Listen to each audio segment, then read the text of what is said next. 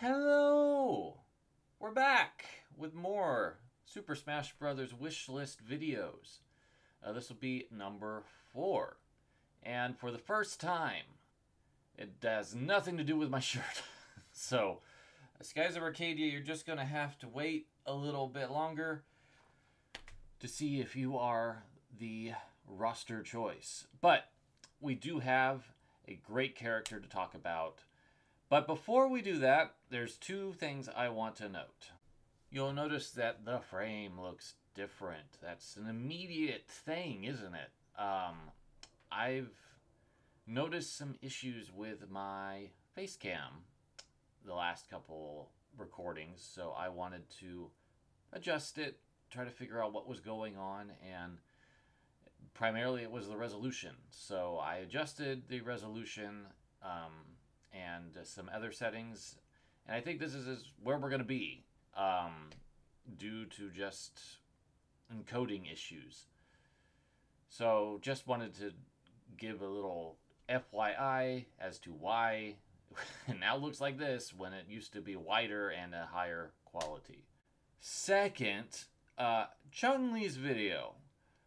Due to some of those issues that I was referring to, as well as just having a bear of a time trying to reset everything following an OBS reset of itself, losing all of the settings. So I forgot to show her splash art. So here it is, and the music was way too low.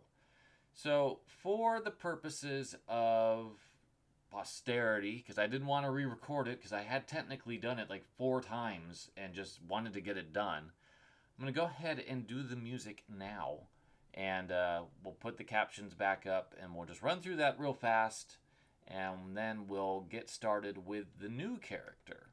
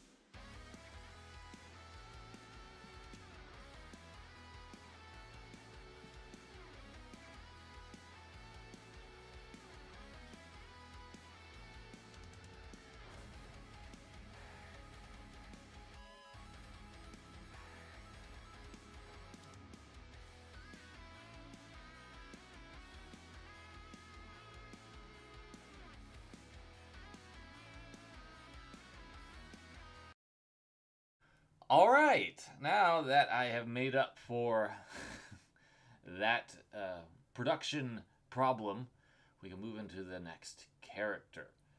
And I'm pretty excited about bringing this character into Smash because it's a character that I feel Nintendo doesn't think about because it's a game that only came out in North America when it was originally launched. And while there's 2 games in the franchise, both on the NES, I genuinely believe that Sakurai probably has had minimal to no exposure to Star Tropics. And therefore, Mike Jones has never had a chance to be in Smash. And I feel that he deserves the spot just as much as any other old school Nintendo character. So, let's start talking about Mike Jones. So, his big gimmick is that he works on his health, but it's different than how other characters in Smash have incorporated it. So, Terry, for example, if he hits a certain health plateau, he gets the ability to use super moves. Or super special moves, I think is what the official term is. However, here in Star Tropics land, health works the opposite. You are stronger with the more health you have, and you lose your potential to fight as you lose it. So that is Mike's big gimmick. He will start the match with a fully powered Supernova, which will act as his standard and tilt A's as well as his jumping A's. The Supernova is strong, long range, can attach to platform edges. To counterbalance this, his standard B attack, the Psychic Shockwave, which comes from Zelda's Revenge, is weak at the start, with a short range, small hitbox, and low power. But as Mike hits certain damage plateaus, 50% and 100%, these 2 attributes will change. The Supernova will degrade to the Shooting Star, and then to the Island Star, respectively, with reduced range, attack power, and the Island Star losing its ability to latch onto platforms, which, considering that when you hit 100%, Mike is going to have some trouble getting back onto stages with the Island Star. However, the Psychic Shockwave levels up at those percentages to counteract, so it will gain more range, has a much bigger hitbox, and will do more damage. I feel like this is something very unique that nobody else has, and it's basically working off the systems of Star Tropics to create something organic and fresh, and to make Mike a little bit different from characters that he will be a little bit similar to, like Link in some ways, and Ness and Lucas in other ways. So I think this is a cool idea, and I'm really excited about it. So as stated, the Psychic Shockwave is a weak projectile that gains power upgrades as Mike takes damage. His side B will be the Baseball Bat and Wonder Horsehide. So Mike will toss the Wonder Horsehide into the air with the initial B press. A second B press while the ball is in the air will cause a swing of the bat. The bat can either reflect projectiles from other players, or if you time it right, will hit the horsehide and will send it blasting across the stage as a powerful projectile attack. So that's basically Mike's reflect move. The up B is very unique, and I am actually very pleased with how this move sounds in concept. The Oxford Wonderworld, which appeared in Zelda's Revenge, is his up B, and it's an encyclopedia of the world that allows you to travel through time. In this game, Mike will fall into the book and get teleported above his present location to then free fall back to the stage. Cannot attack though, but on the ground the book will appear at his feet, and he can then make a choice to stand there for a second and then it will activate on him, or he can move after dropping it. And what that will do is somebody else can then step into it and they'll be teleported somewhere else. And they'll be stuck in a free fall. So it's a good trap for Mike to have that he could potentially really utilize a Wonder Horsehide, or either the Supernova or the Psychic Shockwave, or his smash attacks, which I accidentally forgot to say. So I'll just quickly throw those in. So Mike will use Tink's Axe, the Bronze Dagger, and the Katana as his smashes, in that order. So standard smash would be Tink's Axe, up smash would be Bronze Dagger, down smash would be Katana. His down B is RNG, or the Try Your Luck sign from the original game. So, since Mike's so focused on his HP status, I wanted to utilize something that would allow him to adjust that as needed. And an RNG-based Try Your Luck sign based on the RNG Try Your Luck sign in the original game seemed like the perfect solution for my problem. So there's 5 outcomes when you use this move, which will be used on the next press of down B. So to explain a little bit better, when you hit down B, he'll hold the sign up and it'll spin, and it'll land on something. So you're kind of stuck in that animation until it lands, but it'll be a very quick animation. The sign will go down, Mike can move again, and the next down B will use the item that he gets from that Try Your Luck sign. So he can get a medicine, which will heal 25% of his health.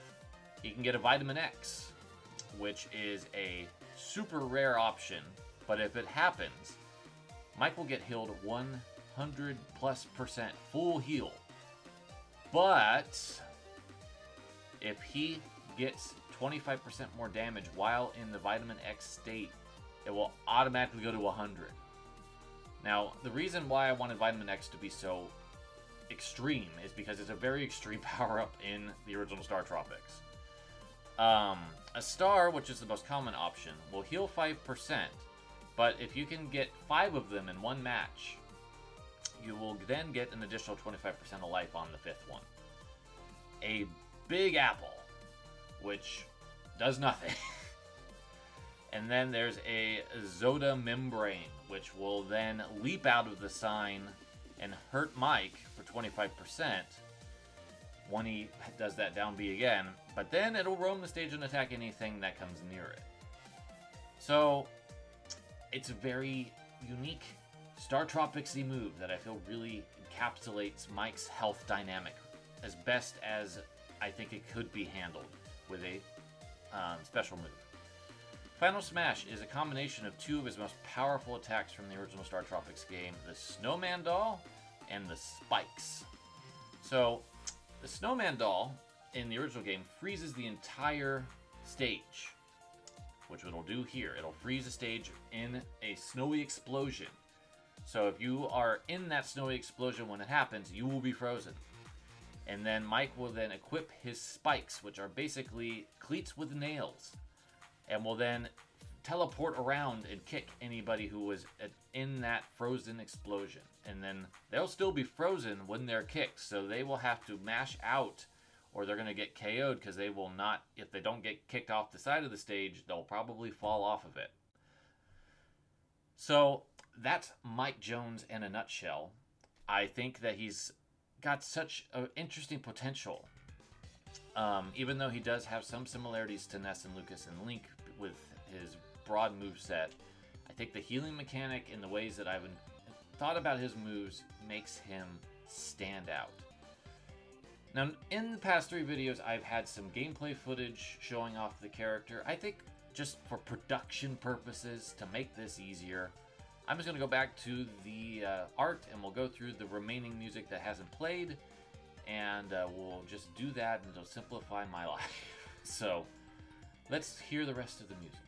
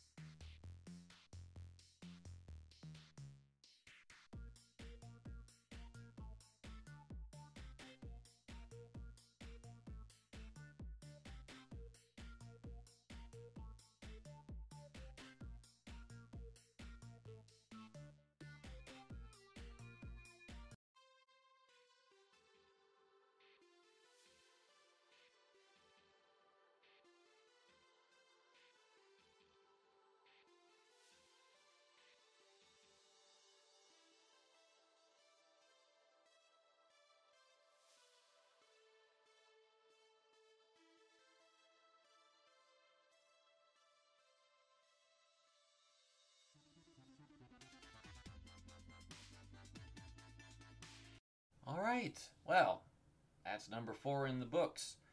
We will probably do another Nintendo character next time, primarily because I've already got a bunch of them written.